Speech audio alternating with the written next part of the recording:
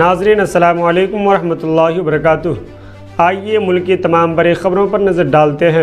मशहूर मुहद्दिस अद्दुक्तोर मोहम्मद अत्तोहान रहमतुल्लाह अलैह 87 साल की उम्र में इंतकाल कर गए। इन्ना लिल्लाहि व इन्ना इलैहि राजिऊन। आपका ताल्लुक़ शहर हलब मुल्क शाम से था। कांग्रेस पार्टी के रहनुमा राहुल गांधी की भारत जोड़ो यात्रा आज सुबह मध्य प्रदेश के खंडवा ज़िला के बोरगांव से शुरू हुई, जिसमें पार्टी की जनरल सेक्रेटरी प्रियंका गांधी ने भी पहली बार शिरकत की। इससे पहले राहुल गांधी की भारत जोड़ो यात्रा बुध को महाराष्ट्र की सरहद से मध्य प्रदेश के बुरहानपुर ज़िला में दाखिल हुई थी। ये यात्रा सुबह बुध रैली से शुरू हुई और मुख्तलिफ पड़ाव के बाद शाम को खंडवा ज़िला के बोरगांव पहुंची। हुकूमत उत्तराखंड के मदारिस में ड्रेस कोड नाफिज करने की तैयारी कर रही है। इसके पहले मरहले में 7 मदारिस को जदीद बनाया जाएगा। अगले तालीमी सेशन से इन 7 मदारिस में ड्रेस कोड नाफिज कर दिया जाएगा। ड्रेस कोड को लागू करने के मामले पर वज़ीर आला पुष्कर सिंह धामी की रजामंदी हासिल कर ली गई है। रामपुर ज़िमनी इंतखाबात के दरमियान समाजवादी पार्टी के रहनुमा आज़म खान ने कहा कि आने वाली नस्लें ज़ालिमों और मज़लूमों दोनों को याद रखेंगे।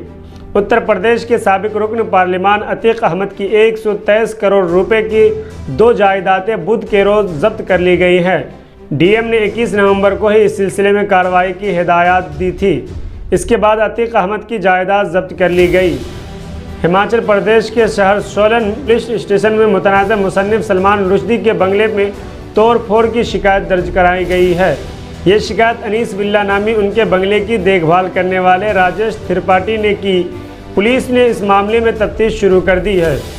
वज़ीर ख़ारजा एस जयशंकर ने समाजी राब्ता के साइट के ज़रिए बताया कि आज ईरानी नायब वज़ीर ख़ारजा अली बाकरा से उनकी मुलाकात हुई और 2 तरफ़ा ताउन समेत मुश्तरका जामे एक्शन प्लान पर तबादला ख्याल किया।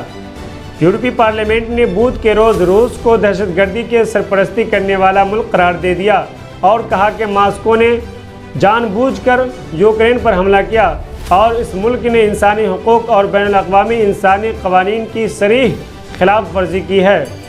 पाकिस्तान के वज़ीर आज़म शहबाज शरीफ ने जुमेरात को लेफ्टिनेंट जनरल आसिम मुनीर को मौजूदा जनरल कमर जावेद बाजवा की जगह नया आर्मी चीफ मुंतखब करने का फैसला किया है, जिससे इस अहम तकर्रुरी पर जारी ताअत्तुल का खात्मा हो गया। 61 साला कमर बाजवा 3 साल की तौसीक के बाद 29 नवंबर को रिटायर हो रहे हैं। कतर में जारी फीफा वर्ल्ड कप 2022 में पुर्तगाल की टीम आज अपना पहला मैच घाना के खिलाफ खेलेगी। आज के मैच में सबकी नज़रें क्रिस्टियानो रोनाल्डो पर होगी। आज की खबरनामा में इतना ही। शुक्रिया।